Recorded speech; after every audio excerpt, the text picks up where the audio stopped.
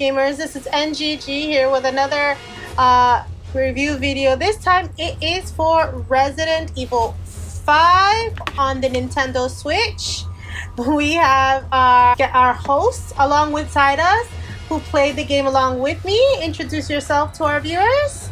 Hey everyone, my name is Minako97, also known as Divine Voice Acting on YouTube, and I'm here to do a review of Resident Evil 5 with Nintendo Gamer Gals. Okay, so we have played this game for a little while now. We took a break, right? Because it was hard. Right. So let's go over, we're going to go over gameplay, story, and controls. Let's do this with controls first. What did you think about the controls for Resident Evil 5? I felt that the controls were about the same as they were on the 360 and the PS3 when the game originally released.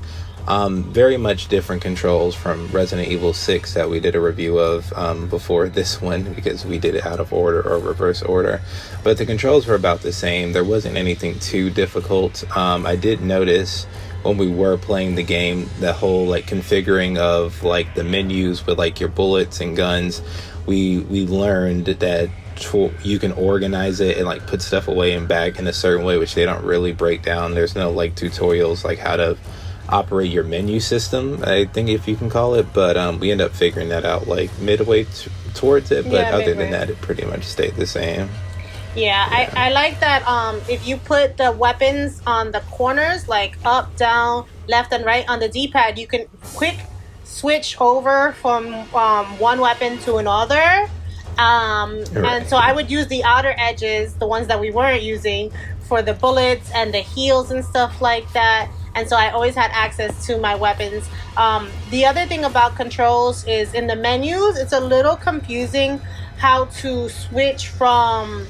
Now, I'm going to say it. We played this one on amateur because we tried this on normal and it was hella hard to get bullets. So, Yeah, go ahead. Oh, no, I was saying we played it on normal until we got to the swamp section. So up until the swamp part with the alligators, it was all normal until then when we switched to difficult. Yeah, but then we were running out of bullets. We weren't able to get bullets. Right. So then we had to switch it to amateur because I kept dying because I can't run. So that's where my control issues were. I was having a hard time controlling the character. And sometimes my character, I don't know if your character did it, would quick switch over and turn the opposite way. And I'm like, no, I'm trying to run that way. And it would turn back the way I was running. And I was like, no! And then I'd run right into the zombie or monster, whatever was chasing me at the time. So I didn't like that. And it didn't happen often. But it did happen occasionally. I don't know what I was pressing, what I didn't need to press. Also, when we wanted to pull up the map, it was the R trigger, and it doesn't tell you that either. It was R1. Yeah, so you can hide your map, or you can display your map just pressing the R trigger while you're in game mode. So for me, I always like to have the map displayed so I can see more or less where I'm going. I don't know how I liked it. What about you? Did you like having their map displayed, or you didn't really play with the map on? I used the map throughout the whole missions because without the map you can't tell where your next objective is or how to get through the next stage or the next level. So I pretty much used the map throughout the entire game as much as possible. Okay. And then there was also like figuring out how to change your skins. Like they didn't show you how to do that. They told you unlocked it, but to show you where you unlocked the extra skins, the game didn't tell you. We had to figure that out on our own too. And they gave you some ridiculous skins in this game when you unlock certain things. I was wearing the Chris's Warriors outfit. So I was playing the male this time. I usually play the female characters, but I was playing Chris this time, and you were playing what character were you playing? Sheva, which is the second player, and I had the business outfit as the DLC option for this one. Yeah. So we definitely changed our outfits. And we at the end you unlocked more. So we definitely have a lot more outfits now than we did before we played the game. We both played this online. Right. So we did an online, and the hookup, I don't think the hookup was bad. when it came to the online, like we never had a disconnect, right? No, there was no disconnect with this. Even when we did it locally, like for the first episode, like there was still no issues with dealing it both split screen and both online, so there was no issues there. Right.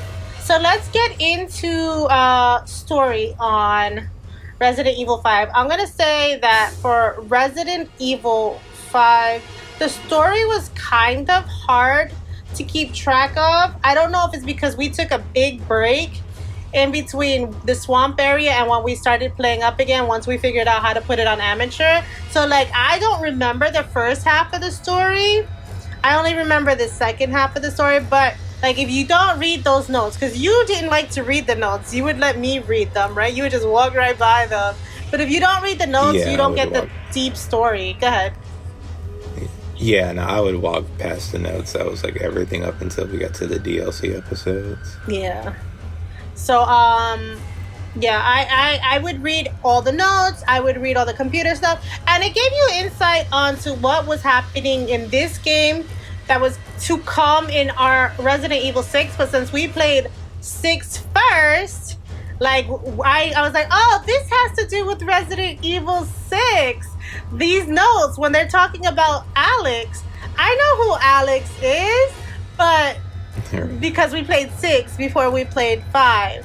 So let's see what this story was about. So in this story, you're dealing with Albert Wesker. Wesker again is your villain in this story, and he is trying to release the the Ouroboros. It's Ouroboros. Yeah, that one. He's trying to release that virus into the world. And you are in Africa. So this one takes place in Africa, not in the USA. So there's they had a secret lab in Africa, and they're trying to release the Ouroboros virus over there. And you are Chris is part of the BSAA, and he's trying to stop it. And then he meets up with Shiva, and Shiva's part of the BSAA too, right? But in the African branch. Yeah, Shiva's like a weird one. It's like she's like a military person, but she's not like BSA exclusive. She's like some other organization, but essentially the same. Right. And so they're together trying to figure out their main objective is to find out what's going on with the contamination stuff that's going on in Africa, and they're trying to quell it. And that's when you run into Wesker. You run into a bunch of other medium level villains, and there are a lot of each chapter has a boss, right? Each sub chapter too has a boss. I feel like every chapter we were playing, there was a mini boss or a boss. Yeah, I would say in Africa you came across infected, and then I would say when you started getting to the laboratories, and that's when you came across the Ouroboros infected ones. So I would say it becomes subhuman to supernatural between the two, from Africa to transpiring outside of Africa. Right. And so and so you meet up with this other woman who's trying to protect Wesker for some reason. Do you remember her name?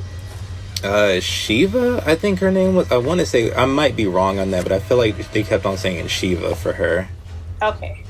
And then Wesker is also with this hooded figure, and this hooded figure seems to have the same supernatural powers that Wesker does. So you have a lot of main villains in this game in the laboratory area. So when you beat the game, you unlock 2 of the DLC missions.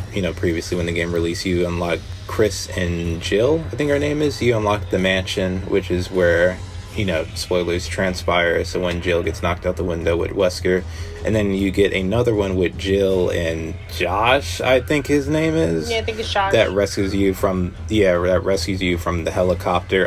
The only difference between the two is Chris and Jill is your typical Resident Evil mission, and Chris and Josh is more of like action-packed, your normal Resident Evil 6 type of play styles. Those can be unlocked after you play the game. Chris and Jill, you know, you solve puzzles and then you get to Wesker and you figure it out as a team. Jill and Josh is this run and gun and just kind of shoot as many enemies until you can get to the door. So that's just those two. And, you know, you have the costumes and stuff like that. So Right. What I did like what they did with the DLC missions was that that they were like, oh, this is what happened when you weren't around. This is how these person escaped, or this is what happened to lead to this situation. Like, it was like with Jill and Chris, it was like, all right, this, before you ran up on Wesker, this is what happened to how you ran up on Wesker. And then for Jill and Josh, well, Jill goes missing for half the story. So this is what happened when Jill was missing for the part after you have met up with her. So I did like that it was like filling in the story holes and making it a little bit more cohesive, because I'm like, at the end there was a situation, something that happened at the end, and I'm like, where did Jill come from? Where did Josh come from? And if you do the DLC boards, you're like, oh, okay, that's how they got there. And I did like that there was an explanation for how they just magically appeared out of thin air. yeah, no, they were a lot of fun. And you can tell that during those sections that over time those were implemented after the game was already released. So it was more of a well fleshed out experience than what we had played through the story mode. Right. So let's talk about gameplays. So in gameplay, what is it? So you're running through, what is it? The first one is through the town in Africa, an African town, right? Right, the first one's Africa, yeah. The second one is like the base camp of these, and I don't know if I like these. Like, these aren't zombies. These are like infected people that have like these weird eyes, but like they can move fast. They can shoot you. They can shoot wet arrows at you. They can throw mocktails at you. They can do machine guns. I'm like, this is not Resident Evil for me. I think that's probably why, like, usually when you get further in, you expect that. But, like, in the beginning, you expect, like, these zombies. And we were having, like, these people that were acting like people. They were just acting like bad military people to me. I don't know. What did you think about that situation? No, I've always felt that way. Before, you know, when this game originally released for the new generation consoles, like, that was like a huge controversy, that since this was the biggest, you know, at the time, this was the new Resident Evil for new consoles, the controversy at the time was, we don't feel like we're shooting zombies, we feel like we're just shooting Africans that just so happen to be infected, because they can throw weapons, they can talk, they can move. Other than that, you just say that you just put this creature in them from the very first cutscene, but other than that, they just act like normal human beings. So yeah, that was like a big issue, that they don't really feel like infected. They just feel like you're just shooting regular people that just so happen to be African. So yeah, very, very controversial situation with that one. I didn't like it. It didn't feel like it, this like, I haven't played Resident Evil 4, and I know that's where they start feeling like more of an action-y. I know that was my biggest issue with RE6, was that it felt like an action versus a zombie. Like, I'm used to the traditional survival horror aspects of the game, and we were playing, you know, it was like an action game, and I'm like, I don't know about this. Like, you're having to dodge, hold against walls, and then shoot. And I'm like, yo, why are we doing this in a zombie movie, though? Why are the zombies shooting at us, throwing mocktails at us? Oh, yo, I was so mad. I'm like, this is not the Resident Evil I grew up with. So, like, this 1 and 6 have me, like, that those situations where I'm like, well, this is not even believable that these infected are moving this way. Yeah, like, very supernatural, very all over the place with like superpowers and stuff like that. They definitely go a different direction after 4 and beyond. Yeah, and then you have these big butt like zombies who were holding these heavy tank machine guns and shooting. What was it they were shooting at us? Like these grenade launchers. Like they were just shooting regular stuff to us. I'm like, this was not scary. It'd be like grenades or like larger bullets. I'm like, this game was not scary at all to me. I feel like there were no jump scares. No, but I think the scariest thing was like killing ourselves or getting caught next to somebody who's swinging an axe at us. I'm like, all right. Let's try not to get hit because then we'll die again. Like, that was the scariest thing. Trying not to die. Yeah, I think the only part that like got me, and like I've posted it a couple times, it was like when the insects get introduced. And the insects get introduced in like a weird part because they don't get like an introduction like normal enemy types. They just appear out of these like cocoons, and then no matter when your health is, if they like grab you, it like goes into first person, and then they like kind of poke at like you stab at your stomach, which is weird because no other scene goes into first person like that. So that's like the only time that really threw me off. It was like scary, I guess you could say. I mean, the introduction was the reading. I did read about it. Like, I knew that those monsters were coming, but like they didn't show them like they show. Have a cutscene. Yeah, they didn't have a cutscene like they have all the other cutscenes for the other monsters. I don't know about for you, but personally for me, like the ones that were outside in the swamp areas, like I didn't like those villains as much as I liked the ones that were in the laboratory. What was your take on the ones inside the swamps versus inside the labs? The ones that takes place in the swamp and even in Africa were definitely harder, just because they don't give you both many items and bullets at the same time. And if you do get items or weapons is what I'm trying to say, if you do get weapons, your partner has to purchase those weapons with their own money, so it becomes very you have to like ration a lot, and at the very beginning they don't give you much to work with, so it's just kind of it becomes less fun in the beginning just because you're working with so less compared to the Ouroboros affected, where it becomes, well, now you have a bunch of options, so your horizon and your play experience is more expanded. So I would say it was a lot more lame than it was later on. I think for that one, it's probably because we figured out how to move it to amateur. I think if we would have left it on normal, we would have had the same bullet problem that we were having in the beginning. Yeah. So that might have just been that whenever you go into amateur, they just give you more bullets to work with, whereas if you're in normal mode, you don't have as many bullets. So yeah, I was super unhappy with like a lot of the gameplay aspects and the like. If I came in for an action game, I would be happy, right? If I came in for like a zombie RB game, I think I would have been content, but that's not what I came in here looking for. I came in here looking for a traditional Resident Evil. Thankfully, I had played 6, so I already knew that this was going to kind of be the same vein. Or else I would have really been like, what the flying fudge? But, so, let's get into ratings. If you had to rate Resident Evil 5 on a scale of 1 to 5, 5 being the best, 1 being the worst, what would you rate it?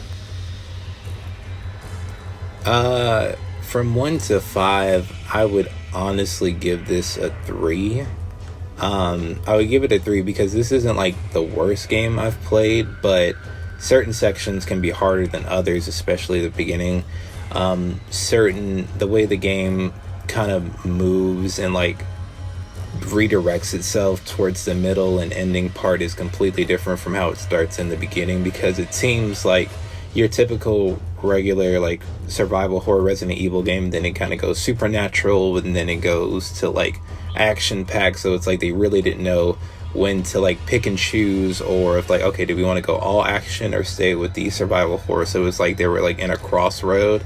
And like I said, some section can be better than others, and other times some can be harder than others. So it's just this weird balance of like, it's like it can be fun at times and it can be hard at times, but it's like there is no middle ground. It's like one or the other, and depending on where you're at the start and like how your play style is and who you're playing with, it can really make and break the situation. So because there is no definitive way to play it, I'd say I give it a 3, because it's like it really just, you have to take all that into account, and who you're playing with and at what difficulty, and there's too many factions to say that, like, oh yeah, anybody can just pick this up and play it. So I give it a 3 because it really depends with all those factors being in. Right. And so for me, I give this one a 2. This is like my least favorite Resident Evil game. And the only reason I'm giving it a 2 and not a 1 is because it actually works. We didn't have any load issues. We didn't have any lag. When we died, you know, there were parts that were kind of our fault. But for that reason, but I really didn't feel like we were solving very many puzzles to get into rooms or get into places.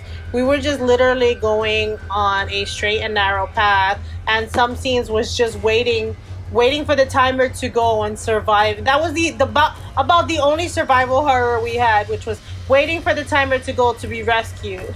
Like that was as much as the survival as we got, like staying alive until our help came and helped us. But I really, really didn't enjoy this one. I didn't like the difficulty spike. I usually play all my games on normal, and so not having any bullets, because there were points where we were fighting bosses with 0 bullets. 0.